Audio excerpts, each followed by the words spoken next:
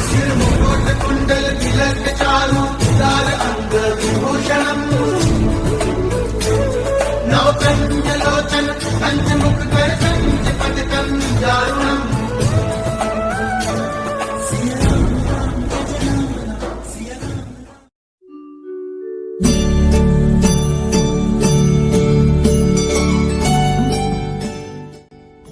महाराज जी के आज के विशेषांक में रक्षा सूत्र परिवार के सभी सदस्यों का हार्दिक स्वागत है।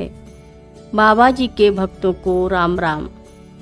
कैंची में एक विशेष पल था जो मुझे याद है। महाराज जी के तख्त के सामने बैठा था, उनके पैरों को लगातार मसाज कर रहा था और सोच रहा था कि क्या मैं ऐसा करने के लिए पर्याप्त शब्द हूँ। फिर मैं सोच से परे जा रहा था, उस प्रेम में और गहराई से जाकर जहाँ ना तो मुझे परवाह थी कि मैं महाराज जी के पैरों को मसाज कर रहा हूँ और ना ही मेरा महाराज जी से प्रेम।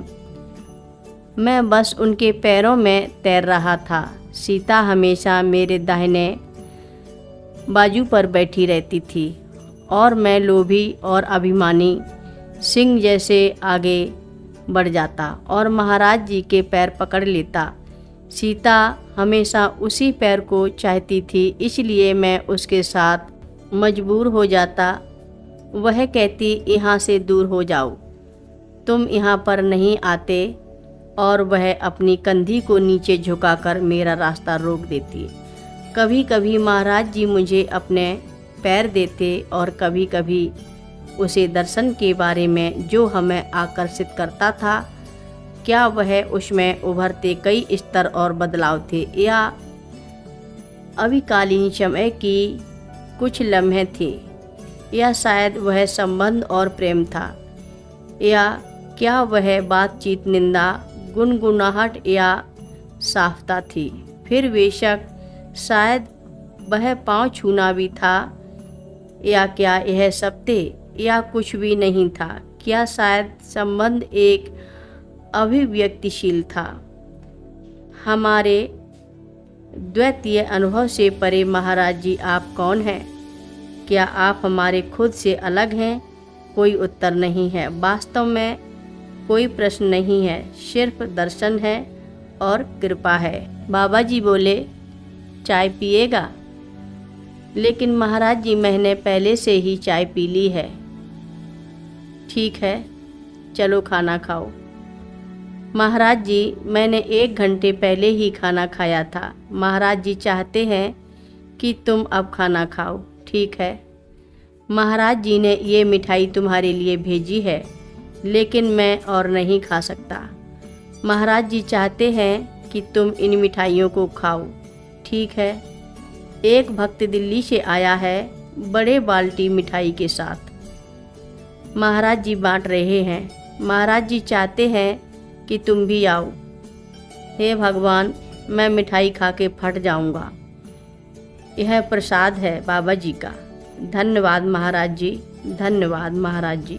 महाराज जी के दर्शनों में कई लोग अविनाशता या प्रेम की अनुभूति करते थे, परंतु जो भी उनके सामने आते थे उन्हें उनके भोजन कराने की चिंता महसूस होती थी। अक्सर आप बैठने से पहले उन्होंने जिद कर दी होती थी कि आप प्रसाद ले लें। लोगों को वे भूखे होकर अपने पास से नहीं जाने देते थे।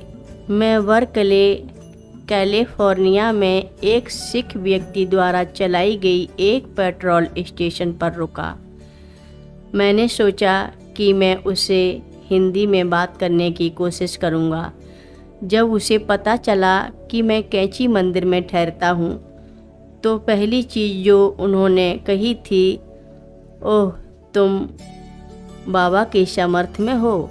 मैंने भी उसे देखा है। उन्होंने मुझे पूरियाँ खिलाई थीं, तली हुई रोटियाँ खिलाई थीं, और वह भी सिर्फ मुफ्त में।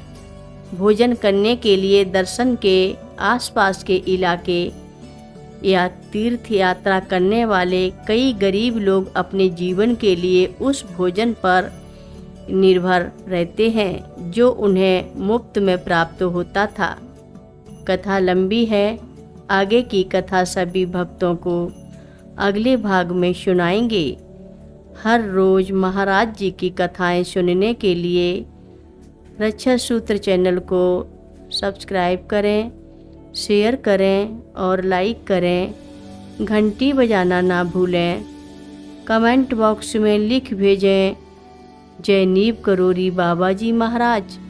सभी भक्त मिलकर बोलो, नीव करोरी बाबा जी महाराज की जय बोलो।